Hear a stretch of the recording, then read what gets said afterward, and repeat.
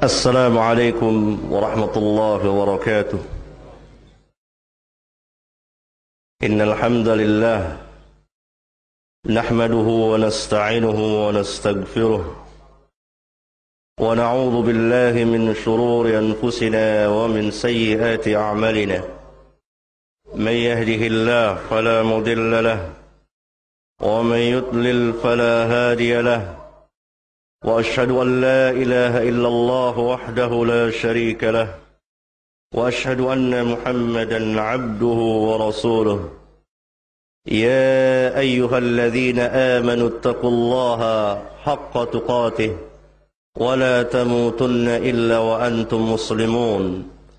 يا أيها الناس اتقوا ربكم الذي خلقكم من نفس واحدة وخلق منها زوجها وبث منهما رجالا كثيرا ونساء، واتقوا الله الذي تساءلون به والأرحام إن الله كان عليكم رقيبا.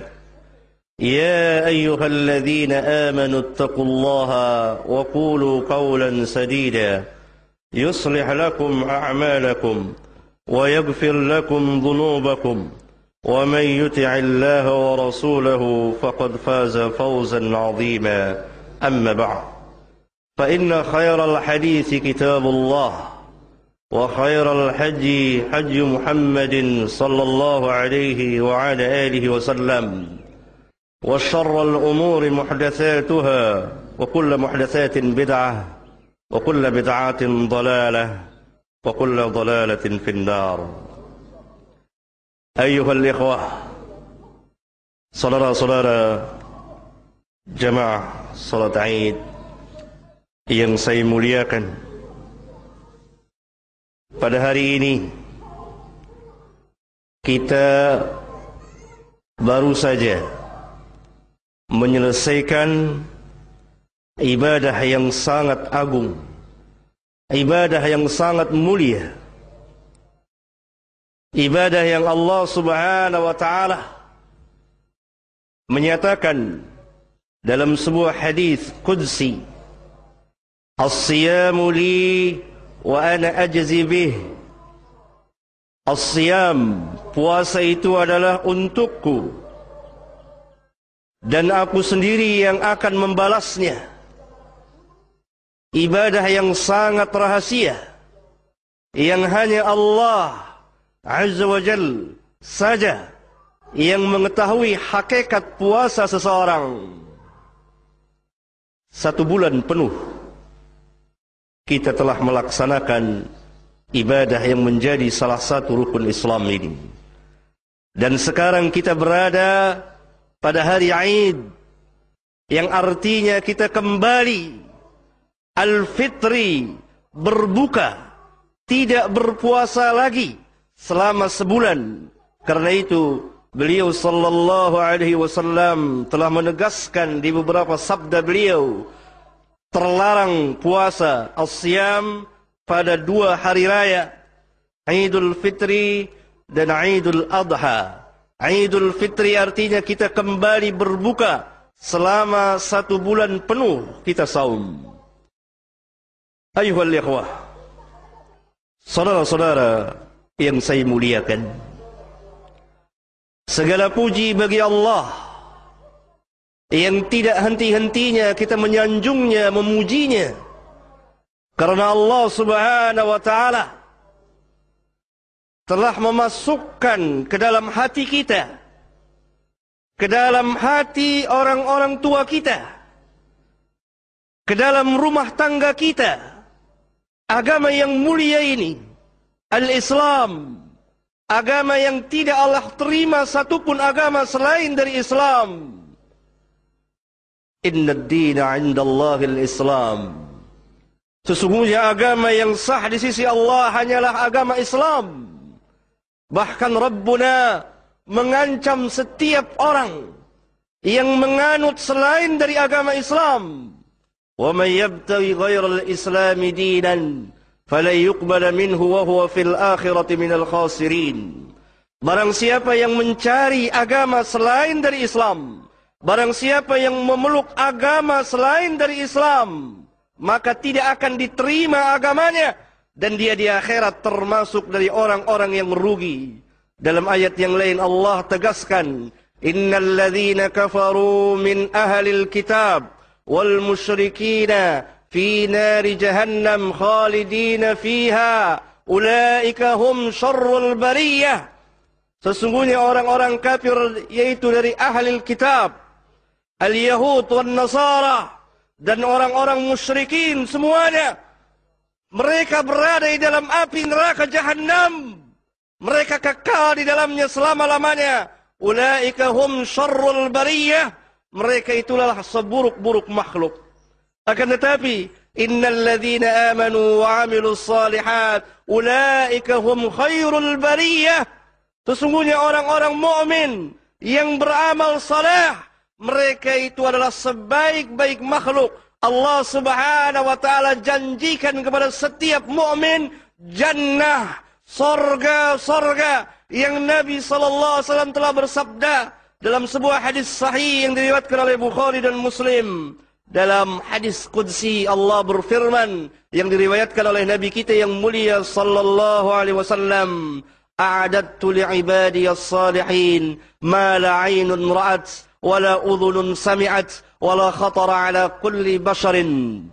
Aku telah sediakan kepada hamba-hambaku, aku telah sediakan untuk hamba-hambaku yang saleh apa yang belum pernah dilihat oleh mata, yang belum pernah didengar oleh telinga, yang belum pernah ditergerak di hati manusia, yaitu jannah, jannatul na'im, Jannatul Firdaus. Maka gembiralah setiap orang-orang mukmin yang telah menerima Islam dalam hatinya dan mengamalkan syariat Rabbul Alamin. Allah janjikan kepada kita jannah, sorga yang kekal dan abadi. Yang Allah Subhanahu wa taala dalam hadis qudsi tadi mengatakan, a'adattu li'ibadiyas salihin. Aku telah sediakan untuk hamba-hambaku yang saleh ma la 'ainun ra'at, yang mata belum pernah melihat keindahannya, wala udhunun sami'at, telinga kita belum pernah mendengar gemercik suara air di jannah dan suara-suara yang lain, ma la khatara ala qalbi basharin,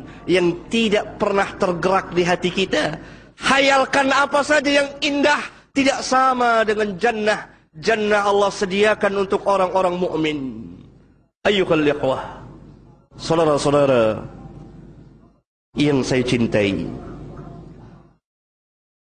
nikmat yang besar ini, hidayah yang sangat agung ini, yang tidak bisa dibeli dengan harta sepenuh langit dan bumi. Karena orang-orang kafir nanti akan menebus diri mereka dari api neraka Jahannam dengan harta sepenuh langit dan bumi. Allah tolak, karena yang Allah minta di dunia ini ringan. La ilaha illallah, tauhid. Ini hidayah yang sangat besar sekali. Oleh karena itu ketika mereka sampai nanti pada hari kiamat, ketika mereka akan dimasukkan ke dalam api neraka Jahannam, Allah Subhanahu wa taala mengulang, menegaskan kepada mereka keadaan mereka di dunia ini.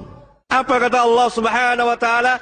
Innahum kanu idza qila lahum la ilaha illallah yastakbirun wa yaqulun a inna latariku alihatina li syairin majnun.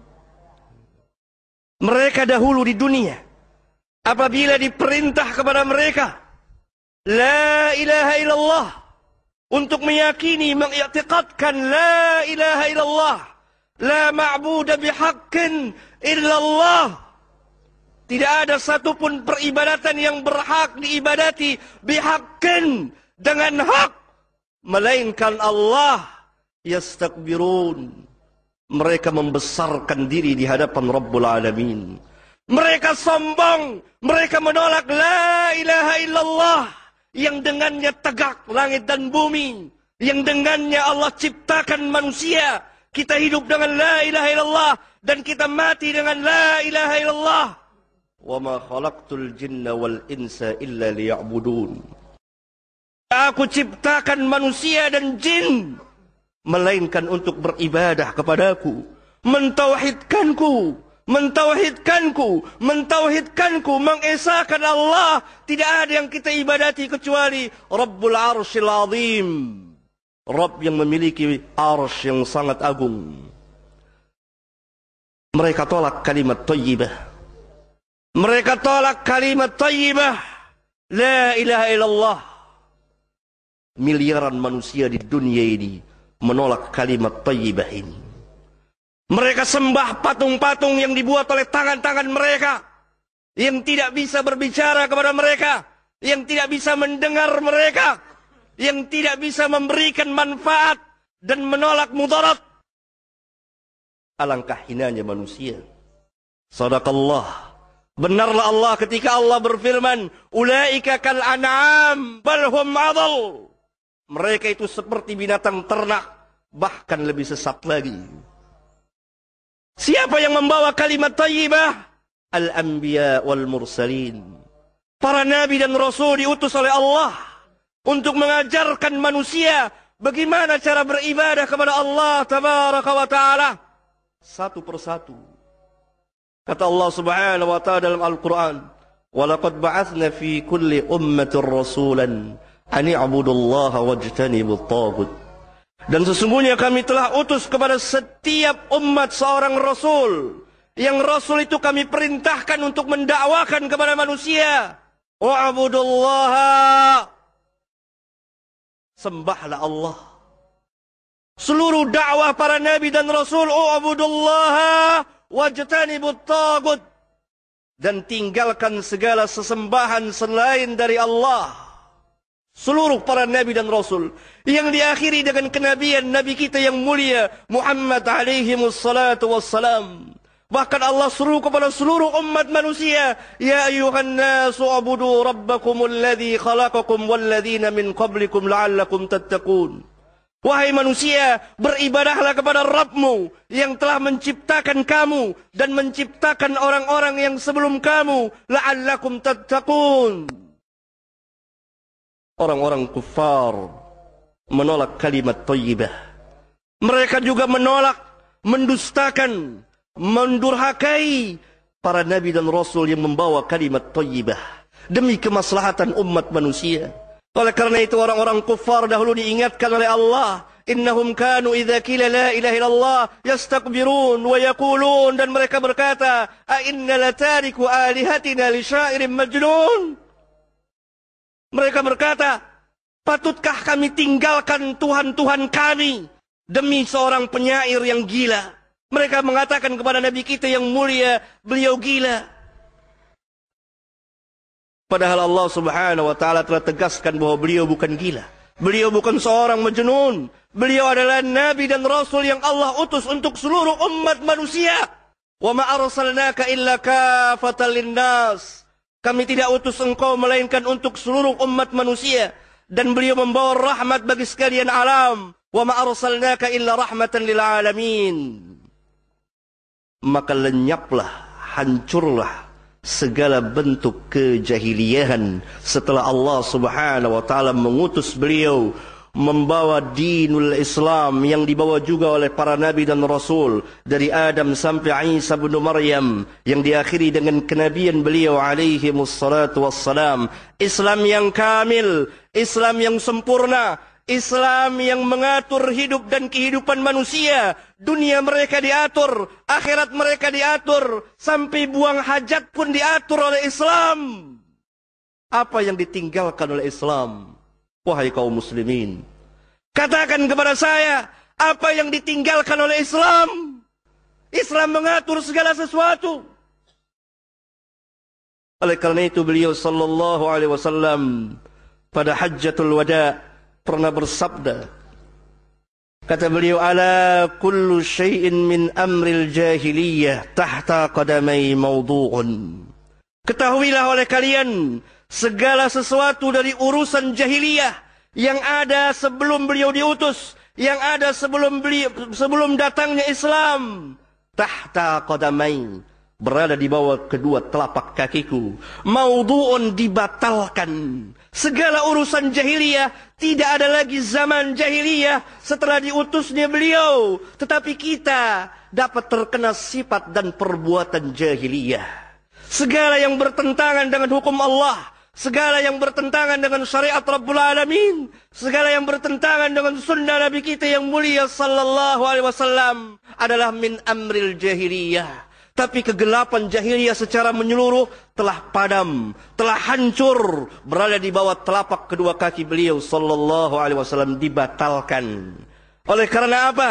Islam memancarkan cahaya yang terang menerang datang untuk kemaslahatan umat manusia. Allah Subhanahu wa taala tegaskan, al-yauma akmaltu lakum dinakum wa atmamtu 'alaikum ni'mati wa raditu lakumul Islam dina. Pada hari ini aku telah sempurnakan bagimu agamamu dan aku telah cukupkan nikmatku kepadamu dan aku redha Islam sebagai agama bagimu. Islam yang mana? Berapa banyak kaum muslimin sekarang kebingungan, keheranan. Apakah saya dapat menjadi wakil Islam untuk menunjukkan kepada umat manusia, lihatlah Islam pada diri saya, lihatlah Islam pada keluarga saya, lihatlah Islam pada masyarakat saya?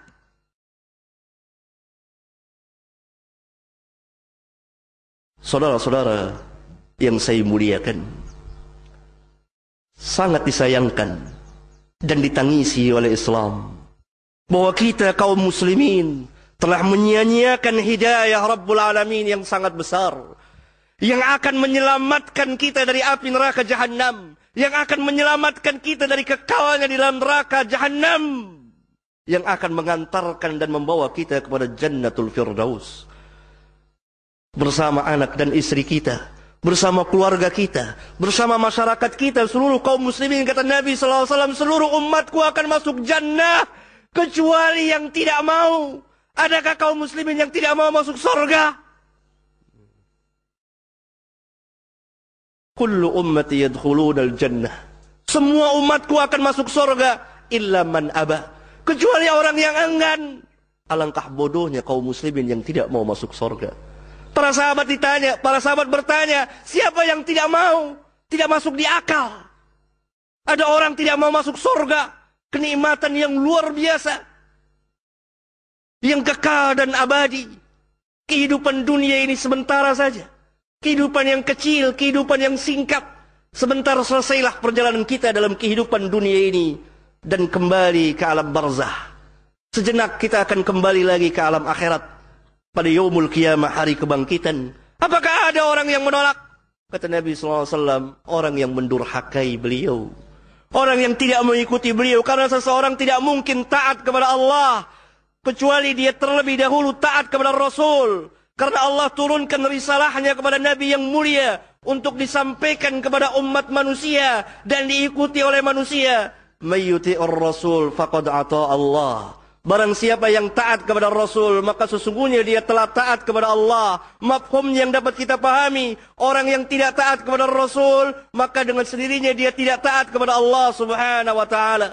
Dalam ayat yang lain Allah Subhanahu wa taala tegaskan, "Qul in kuntum tuhibbunallaha fattabi'uni yuhibbukumullah wa yaghfir lakum dzunubakum."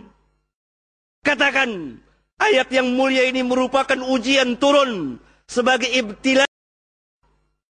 Katakan, ayat yang mulia ini merupakan ujian turun sebagai ibtila, ujian bagi setiap orang yang mengaku cinta kepada Allah, tetapi dia tidak mengikuti Nabi yang mulia sallallahu alaihi wasallam. Dia maksiat kepada Nabi yang mulia sallallahu alaihi wasallam. Turunlah, kata ulama salaf, ayat yang mulia ini sebagai ujian bagi mereka yang mengaku-ngaku cinta kepada Allah, tetapi dia tidak ittiba. Allah buktikan, Allah uji di sini. Katakan, hai Muhammad, kepada mereka ini semua, in kuntum tuhibbunallah, jika memang kamu benar-benar mencintai Allah, buktinya adalah fattabi'uni, ikutilah aku. Ittiba kepada Rasulullah sallallahu alaihi wasallam, niscaya yuhibbukumullah wa yaghfir lakum dzunubakum. Niscaya Allah akan mencintai kamu dan mengampuni dosa-dosa kamu. Apa yang dimaksud dengan ittiba kepada Nabi yang mulia sallallahu alaihi wasallam? Beragama kita, cara beragama kita mengikuti cara beragama Nabi yang mulia sallallahu alaihi wasallam. Dalam keyakinan kita, dalam peribadatan kita yang Rabbuna perintahkan kepada kita. Turunkan ayat dari atas 7 langit sana melalui Jibril alaihi salam, yang kemudian Jibril menyampaikan kepada Muhammad sallallahu alaihi wasallam, ya ayyuhalladzina amanu udkhulu fis silmi kaffah. Wahai orang-orang yang beriman, masuklah kalian semua ke dalam ajaran Islam. Jangan sebagian keyakinannya Islam, sebagian lagi keyakinannya musyrikin.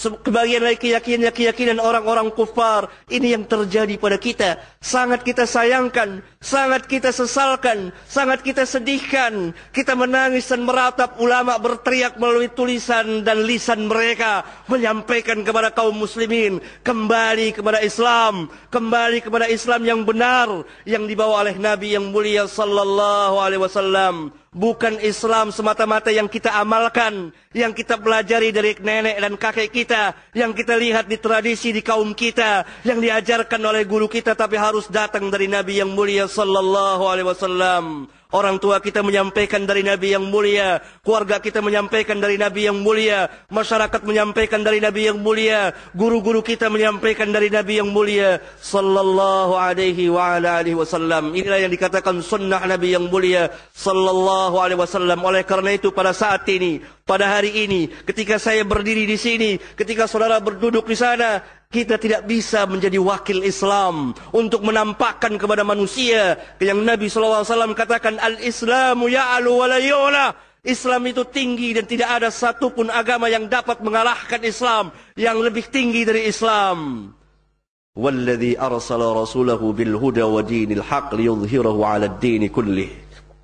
Dia Allah yang telah mengutus Rasulnya dengan membawa hidayah dan agama yang hak untuk mengalahkan seluruh agama yang ada, agama yang batil. Karena selain Islam adalah batil, selain Islam adalah sesat, selain Islam adalah kufur. Ini menurut keyakinan kita yang ada dalam Al-Quranul Karim dan sunnah Nabi yang mulia sallallahu alaihi wa ala alihi wasallam. Pada hari ini kita tidak bisa mewakili Islam. Kenapa? Kata ulama, kita telah mengerjakan perkara-perkara yang besar, meninggalkan perintah Allah, mengerjakan larangan-larangan Allah tabaraka wa ta'ala. Seolah-olah orang yang hidup di negeri-negeri Islam, dia tidak hidup di udara kaum muslimin. Bagaimana membuktikan bahwa kita seorang muslim dan muslimah?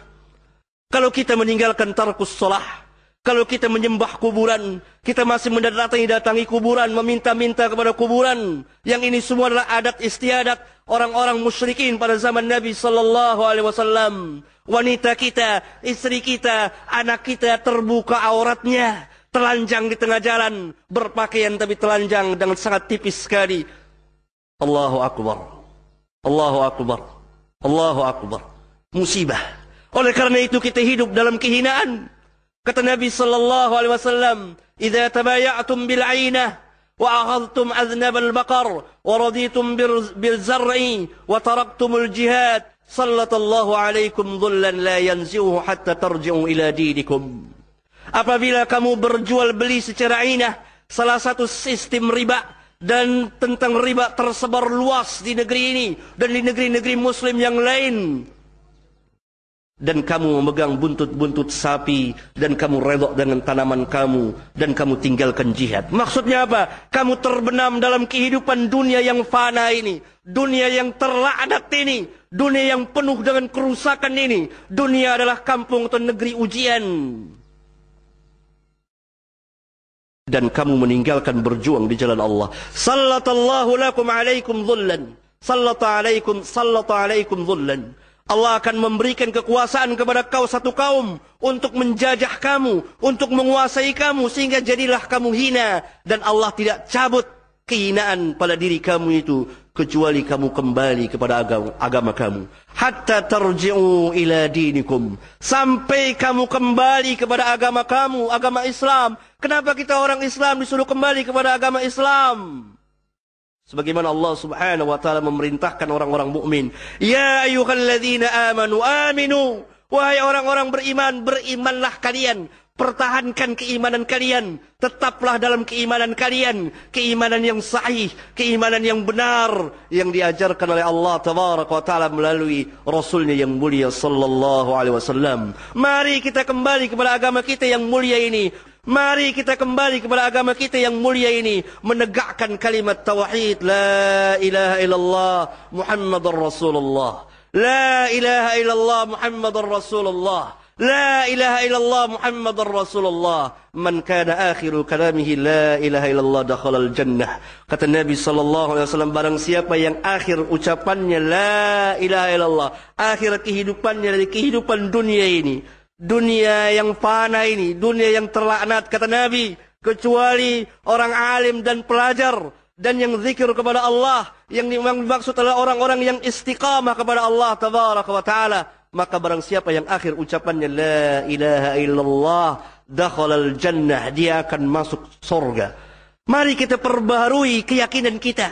Mari kita perbarui amal ibadah kita. Mari kita kembali kepada Islam. Karena Islam ini agama Allah. Merupakan kekuatan besar yang ada di permukaan bumi ini. Yang tidak ada satupun manusia dapat menghancurkan Islam. Kenapa keadaan kita demikian miskin? Kenapa keadaan kita demikian hina seperti saat ini?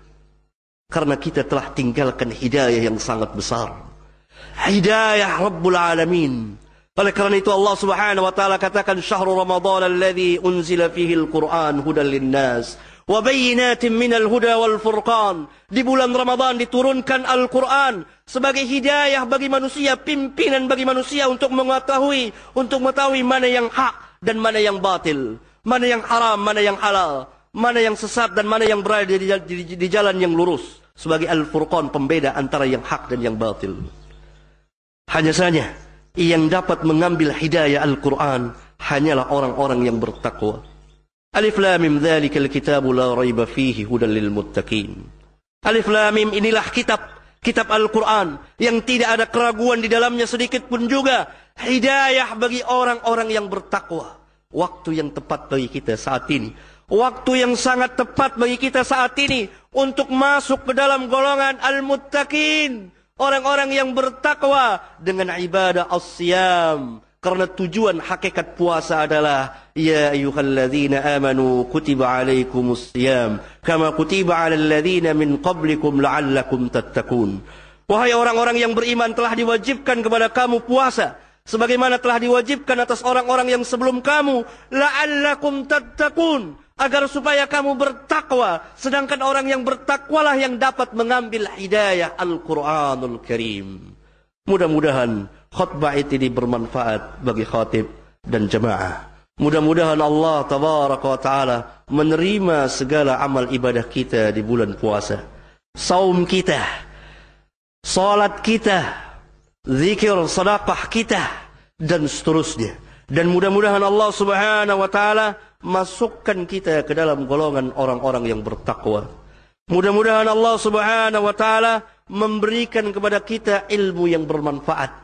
Jadilah bermanfaat ilmu itu yang kita amalkan dalam kehidupan dunia yang fana ini.